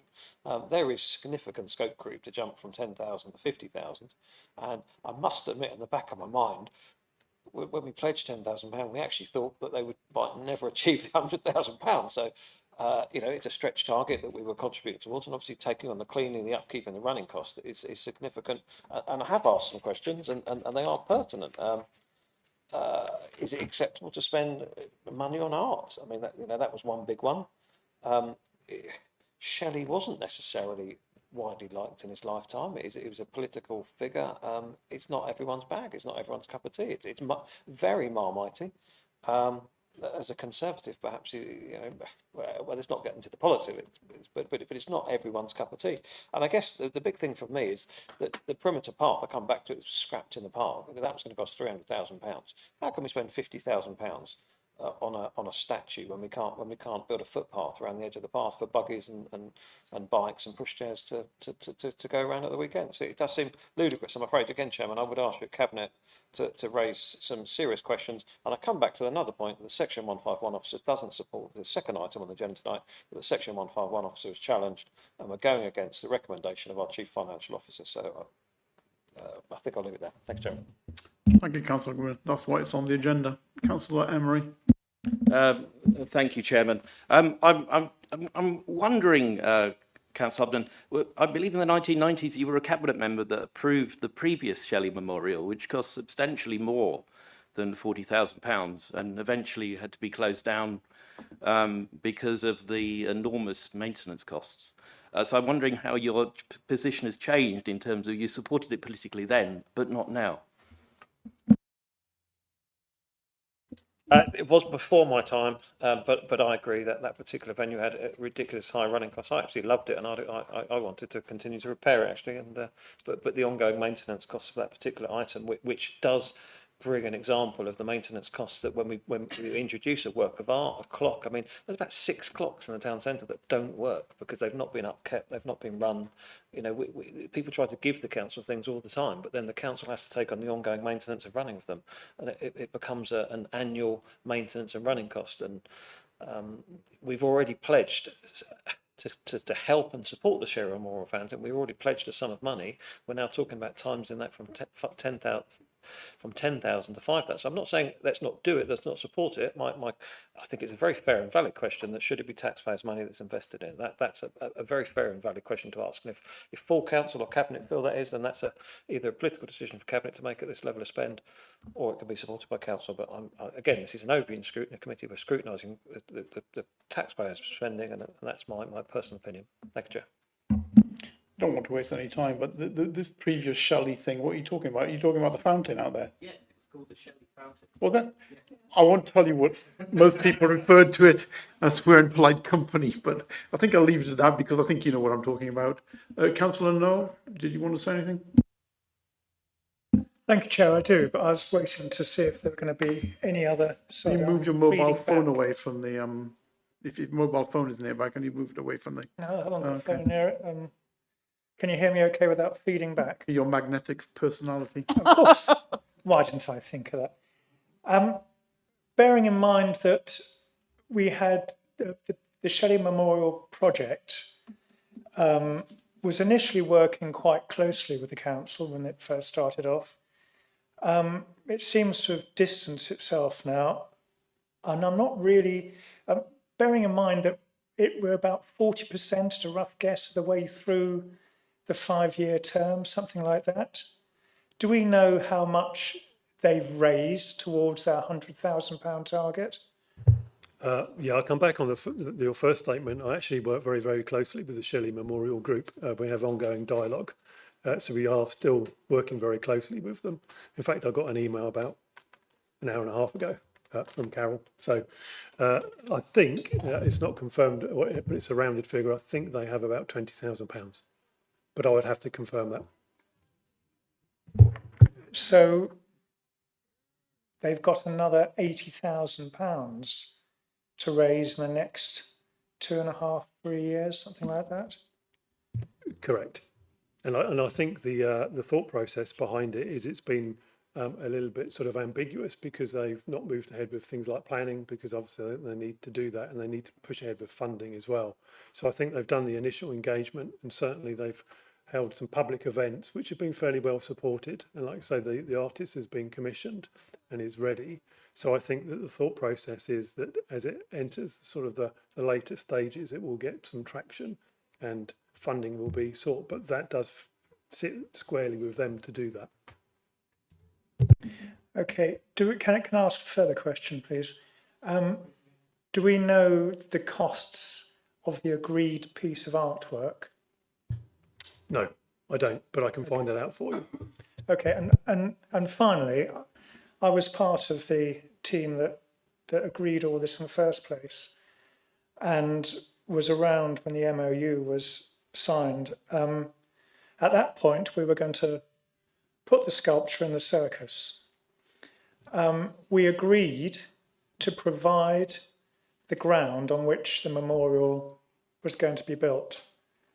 At no point did we agree to prepare the ground, and now that the ground has changed its location quite significantly, there is no structure on which this memorial can be placed. So why are they looking to us to spend another £50,000 on preparing the ground? Just to confirm, you're absolutely right. There is nothing in the MOU about us installing it, for sure. The original location was sited, as you rightly say, within the Park Circus area by the lake, and there was every intention of doing that. We had an estimate drawn up for the groundworks for that, and it came out at a considerable sum of money, well above £50,000. So the decision was made that that was definitely not tenable to put it there. And so another suitable site was needed, and it was located and agreed within the southeast corner of the park, which is by the exit or entrance towards the train station and the underpass. That was agreed by us and the group. £50,000 is the estimated cost for putting it there, but it is considerably less than it would have been for the circus. So I take it this agreement for the 50,000 is going to go to Cabinet, is it? Yeah. Okay, all right. Thank you. I shall make more comments then. Thank you. I mean, the thing that's not clear in my mind is this 50 grand over and above the 100 grand, or is this 50 grand a backhander to reduce the 100 to 50? If you see what I'm trying to say. And I will look at those figures. So the questions that I've got noted down is what is the total cost for the sculpture to be prepared, but the 50,000 is in addition to the 100,000 that they need to fundraise. Again, if we're talking about value engineering, maybe there's a conversation to have with the group about what it does cost to produce that sculpture. I mean, from what I've seen from the commission design, it's a considerable lump, if that's the right word, of stone with filigree and design on top of it. So, and I think when you do a bit of public art, it's not just about producing the sculpture. There's normally a range of interactions with the public and engagement that you expect an artist to do. So don't think about it as just being the bit of sculpture. You do workshops, you would probably go into schools. There would be a cost element to doing that as well. But I will find the details so I can confirm that. You must have felt the thought waves from the Director of Finance, Nick, as I saw him reaching for his microphone, but you beat him to the punch. Thank you. I think I'll draw the line under this item. Agenda item 12 is Highwood Community Facility, the request for CapEx for both a changing room and hall. I asked for this I decided to bring this to this committee because the finances don't stack up. Hand over to officers. Thank you, Chairman. I'll start with an apology that... Before we start, if we start getting into the detail about CapEx and stuff like that, I will have to, what's the term? Go into an exempt. I'll have to go into an exempt session. So if you want to go into the numbers and stuff, I will have to go into an exempt session, okay? Just for the members as well. Thank you, Chairman. So Barbara Childs and Elizabeth Williams are both on annual leave, as is Councillor Taylor, the Cabinet member. So myself and Nick are going to cover this, and we've got Caitlin Potter with us as trainee surveyor to help out with any matters of detail. Obviously, and the the Cabinet member for Finance. Sorry. It's not my P45 in the morning. The council has had a long ambition to have a community facility placed in Highwood that's gone through various iterations. There was an initial proposal that would see a community hall delivered alongside a nursery, and as members have been advised previously, the nursery provider pulled out of that scheme following the COVID period, when the nature of how people organised childcare changed. Council earlier this year approved a sum of £200,000 to allow design for a facility to be produced, and that was to design two distinct elements. I think one was around the changing rooms, toilets, and car parking, which are fundamentally needed on the site to bring that whole site into use. So we've got football pitches, we've got a play area. We've got a mugger that are currently not being used, so we need those facilities brought in. The changing and toilet facilities, in particular for the growth of female football, so that girls can play on that site. And then the second part was around provision of a community hall. Now, I think if you remember when we brought a report to members before, there was some concern amongst officers around whether there was a need for a community hall in that location. There's been a survey which shows there is some support for a community hall there. I think the other thing to draw out is that the cost of providing the community hall is essentially only £700,000 on top of providing the changing facilities and the toilets. And if we were to make a decision, or a council was to make a decision to only provide the toilets and changing rooms, and then wanted to decide to put a community hall in place at a later date, the cost of that construction would be significant. Therefore, the recommendation that's going to be going to Cabinet is that we commission the toilets, changing rooms, community hall, and car parking on the site. The report touches on the management of the community hall, and there's been questions around the management of the community hall. Obviously, the base response is that Horsham District Council or its successor or a town council will run that facility. We are looking at options for a third party to run it. We've got a couple of conversations with different groups. I'm not saying that with any confidence, or I'm not suggesting to you that it's definitely going to happen, but we are talking to groups around whether there's an interest in running that facility. But I wouldn't want P&S committee this evening, Cabinet or Council, to make the assumption that there will be a third party running it. I'd work on the basis that the local authority will be running it, but there may be an opportunity to reduce the costs around that. Thank you. Thank you, Paul. So the context basically is the plethora of other public buildings around with plenty of spaces for community use. The questionnaire actually did not cover the issue of the running cost. It just asked, would you like this? And of course, people will say, yes, of course I like this. But is it fair that we have to cover the cost as a council, which is something for you to consider, basically. So any questions of the officers on this topic?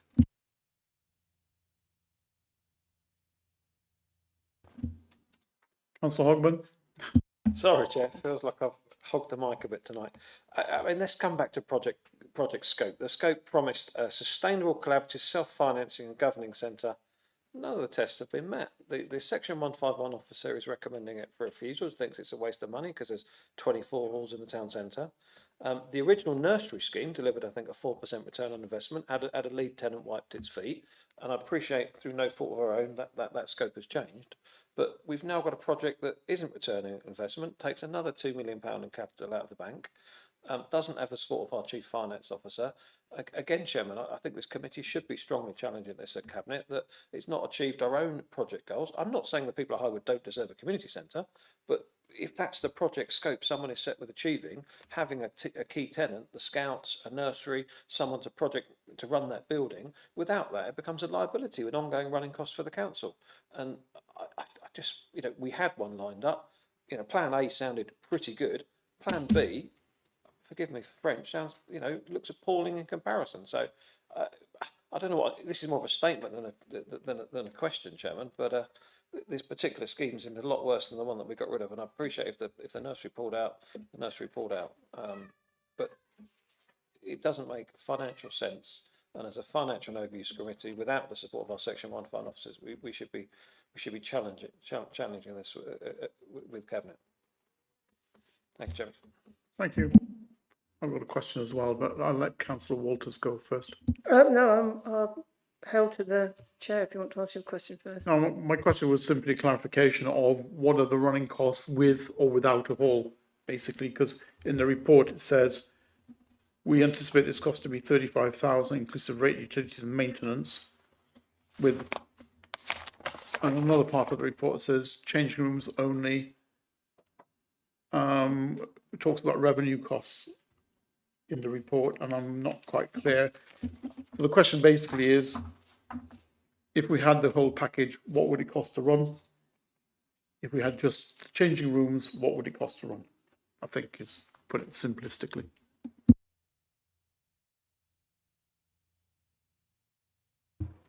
I think the idea in which we're planning on going would be, if it was just a changing room, we would find a female football or a general football sports team to take on the changing facility, in hopes of that it would unlikely cost us a large amount of money. It depends on the lease and it depends on the upkeep. If we would maintain it, obviously the maintaining cost would fall under us, but other than that, it shouldn't be anything. My concern was like the cleaning and the cleaning and the upkeep internally of it, the cleaning of the football pitch. Councillor Walters, thank you for your patience. You're welcome, Chair. I'm just concerned that silence by us councillors sitting here gives Councillor Hogden the right to say that his view is the only view, and I would contra that. I was around when this. To you to express your views. And I'm going to. I was around back in when this planning application was proposed as part of the development for Barclays. We made a promise, which I believe is 2008, and those residents up there were promised a vision, a way to live, and within that was community facility. We've discussed it on and off over the years, and we've now got to the point of progressing it to the point of build, and I would like to see this built. We've got cost benefit analysis that suggests that if we build it now within the complex of the other facilities, we're actually going to be saving money, and I welcome that. It was said that if we build the changing rooms and the toilets and then add this on to the end, that there's a cost saving overall. If we build it in isolation later on, which was the promise originally, there would be enormous costs that go with this. I do accept that there are issues around who will run it, but I think we're in interesting times. I use my words carefully. The potential for being someone, a third party, running that in the future, I think is very positive. I don't see it as a negative. I see not building it as a negative. I see not building it as a message to those residents and the people who will potentially use the sports facilities up there. It's all negative to me. I don't support not building it. I don't support challenging the budget that we've put forward. I don't support challenging Cabinet against going ahead with this. And I just want that noted, because I think, listening to Councillor Hogden, his view is not the only view. And I wish that to be noted. Thank you.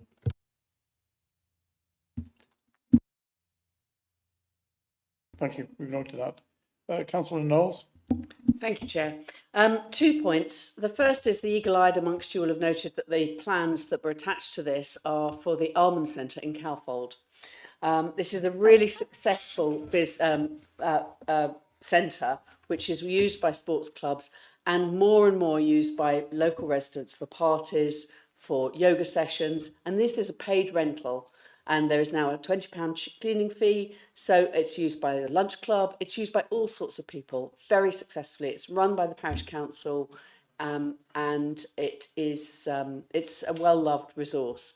And it's exactly what the people in Highwood need. It is, I've wandered around there a few times now, and it is lacking in opportunity for people to get together and to enjoy where they live and enjoy and meet new neighbours and build a community. And I think this facility will help that happen.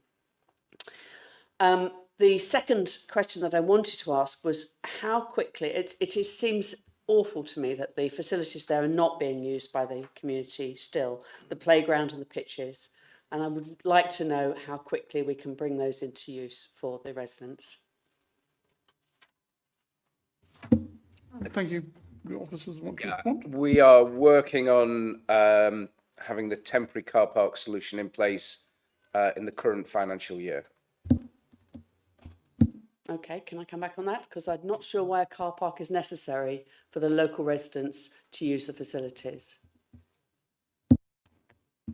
I think with the football pitches, the lack of a car park would Possibly, have a but the significant playground impact. and the mugger for local kids. Jump in there. I might be able to add to that. So I think definitely the car park is used for the football pitches, and I think the Mooga and the play area requires some security bollards to be installed around the open green space to stop incursions. I think that's the reason why, but again, this doesn't sit within my portfolio. I believe that they are currently in progress to be installed. So once that's done, the security fencing can be removed. And so for residents and other people, they can use those facilities. But I will endeavour to find out the timescales for those. Can I answer that? Oh, yeah, Caitlin's got the answer. So the timescale for the opening of the Mooga and the football pitches is also in time with the car park, and that's just fallen under happen. It wasn't by fault or anything. So they'll be in the new year. They should be done before the next financial year. They'll be completed, and that is the case of the bollards and making sure it's safe and fixed. And the car park is so that other people can use it because there is no on-street parking. I think that answers your answer. I think it gives you an answer why a car park is necessary. When we need security bollards because we don't want, how can I put this, uninvited guests to come along, as happens quite often on the Absolutely. south coast. Yes. Thank you. Councillor Nandaroo? Yeah, I fully understand the financial argument for this, but if you're going to have a football team, you have a home and away team, and the away team will need a car park. So that's the reason, one of the reasons for a car park. The other thing is, having played sport myself, after a match, there's usually some kind of get-together. Now, as far as I know, because I don't know Highwood that much, there's nothing else there for them to go to. So providing a space where there could be a get-together, and I don't know whether at some time there might be cricket pitches up there, but if there is, then the cricketers always have a tee. So there's, again, somewhere that they would need to do that. So to my mind, I think just putting the changing rooms and showers in, I think without the room, I don't think that's really something we should be doing. Thank you. Any other comments from committee members? No? Other councillors? Oh, sorry, Councillor Hogman. Just briefly to come back to Councillor Waters, I'm very supportive of a community facility in Highwood, always have been. It was in obviously the Conservatives to build £2.2 million hall and a nursery. It was something in the Den Neighbourhood by-election. We actually campaigned that the Lib Dem administration had actually let it drop off the radar. Now, whether that's inadvertently or that's just the fact that nursery providers pulled out, if we're all pushing against an open door, we all want a community facility, then that's a positive for moving in the right direction. It doesn't, however, mitigate the financial difficulties with this particular scheme that there is no lead tenant, there is no rental income, there is no return on investment. It's significantly worse than the previously approved scheme, and it's not recommended for approval by our director. So that's what I'm saying. I'm not saying I don't support it. It's very similar to my challenges of the Capital Theatre. You know, I support the scheme in principle. Unfortunately, the particular cabinet paper we've got in front of us, I have serious reservations about. Thank you, Chair. Thank you. Councillor. Oh, sorry, Ms Brown. Thank you, Chair. I'm hearing a great deal about the financial return on this. And yes, there needs to be a financial positive, or zero, if you like, financial return. Sometimes the public bodies do things that are socially benefit to its community. And they are sometimes don't mean that they actually give a financial positive return. It's a question of how much it costs and how much that loss might be, because there are social, economic, well-being for the communities. And I think we need to be mindful of that, because if we would continually look at the financial return and what we were doing, etc., we'd probably do very little for our communities. We probably wouldn't build something that we need in our community, which is an excellent theatre. Probably wouldn't build this thing, this hall here, not this thing, apologies, this hall. So we need to be mindful of that and how much we might be actually costing us to do it, and weigh that against some of the things that are not financial benefits, they are social benefits, providing economic well-being and social well-being for the communities that we're providing those services for. Thank you. Councillor Bainham. Yes, thanks very much. I just want to go back to Councillor Hogman's comments. In fact, I'll just look at the question that he submitted. So it refers to the 2022 cheaper scheme.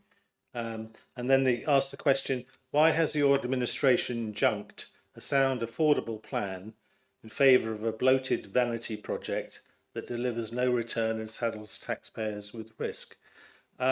Well, the project itself isn't that different to what was there before, as he's just said himself. So describing it as a bloated vanity project, I think is really a bit out of order. And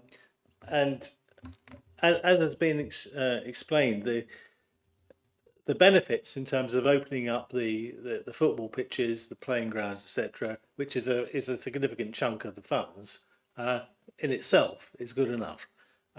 In terms of the community hall, that's been supported by a lot of people and wanted by a lot of people over a considerable period of time, as Councillor Walters has explained earlier.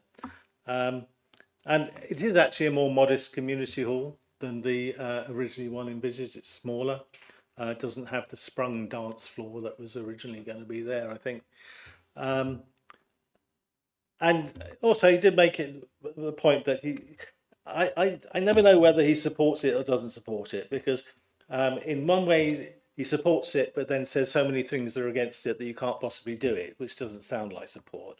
But as he made reference to Councillor Sweeney, who put it in her election manifesto or election materials, where she claimed that we were going to scrap it. And we've never claimed we were going to scrap it at all. You mentioned putting it on the shelf.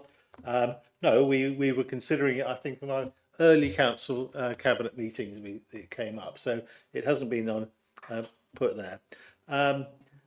So I know, given your question, I have some trouble in identifying your party's position on it. But anyway, apart from that, we support it in cabinet. We've discussed it several occasions. We think the design is good, and we think it'll make use of something that is at the moment just sitting there growing grass and doing nothing much else. So very much in support it, and I speak on behalf of all my cabinet colleagues there.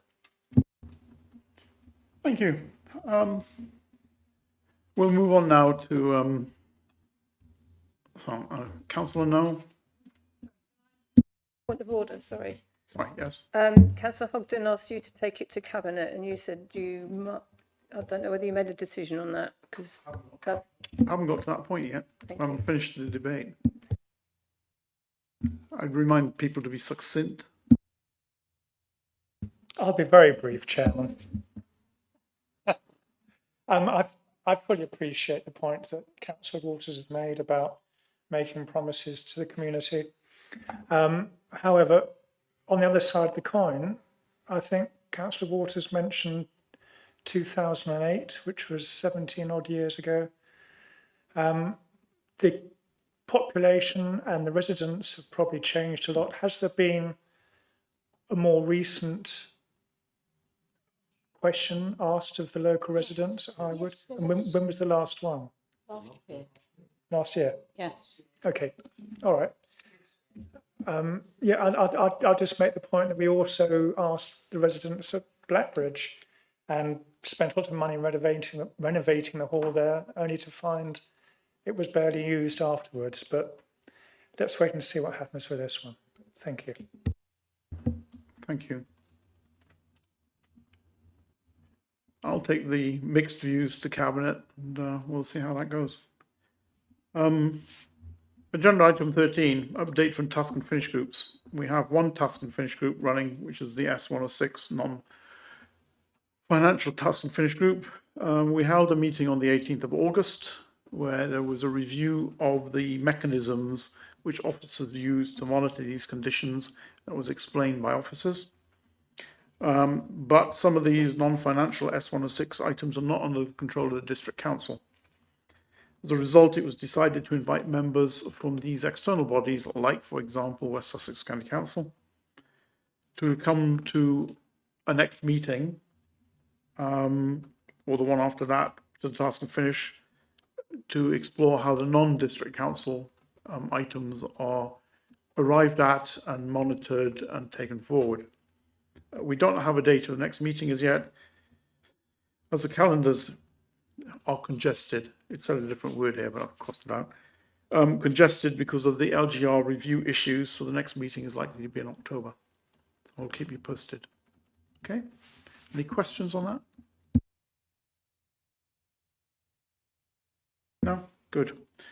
Agenda item 14, the work programme. The work programme can be found on the website and in the documentation pack, which you have.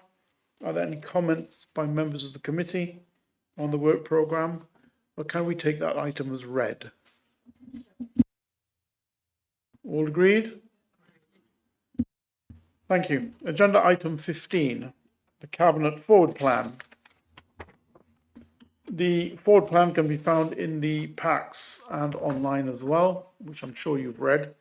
My comment would be that it doesn't cover potential cabinet member or officer decisions which are not captured by the cabinet system, which come under the purview of this committee anyway. And that listing is carried out separately and will be reviewed separately. Okay? Any questions on that item? No? Agenda item 16 is urgent business. There is no urgent business that I'm aware of, so I will draw the meeting to a conclusion. I'd like to thank you all for your time and for attending, and drive home safely if you're driving, or walk home safely in the case if you're walking home. Thank you. I'll close the meeting.